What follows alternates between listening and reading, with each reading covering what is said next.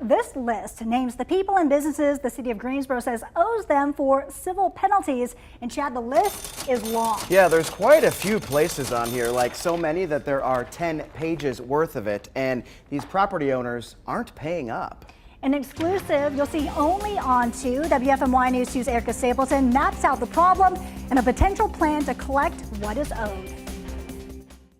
We've been digging into this for a while now. Back in February, we hit the tip of the iceberg, learning that one landlord owed more than $500,000 in these unpaid civil penalties. But now we have the full scope.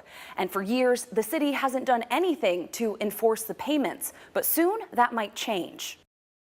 We've been digging into this for a while now. Back in February, we hit the tip of the iceberg, learning that one landlord owed more than $500,000 in these unpaid civil penalties. But now we have the full scope.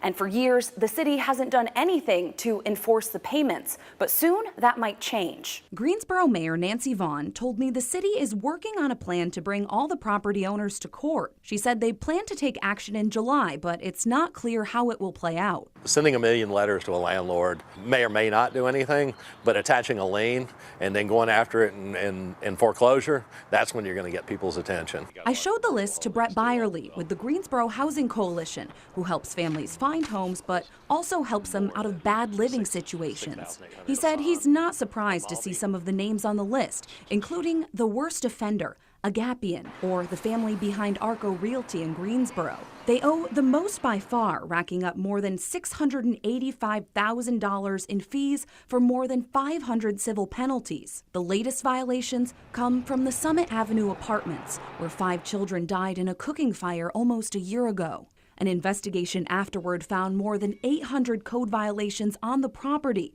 and eventually 41 units had to be condemned. Byerly says they helped move those people using $40,000 from the city. We had to put them in hotels for weeks at a time while they were looking for new places. They couldn't even recover the money that the city spent to relocate these 20-some families. Some of the other balances on the list might be harder to track down. For example, the documents show a Marwan Mujali owes more than $113,000, but a landlord by the same name was murdered back in 2013. And some of the companies like Avalon Trace Holdings and Dogwood Manor Townhomes dissolved after the city found violations, and the properties are now under new ownership. I did stop by Arco today to hear from them about all of this. They sent me a statement that says, in part, Arco has seen media reports concerning alleged fines for properties associated with members of the Agapian family. Arco is evaluating these issues to assess the situation. You can see their full response and the full list of offenders on our website, WFMYnews2.com.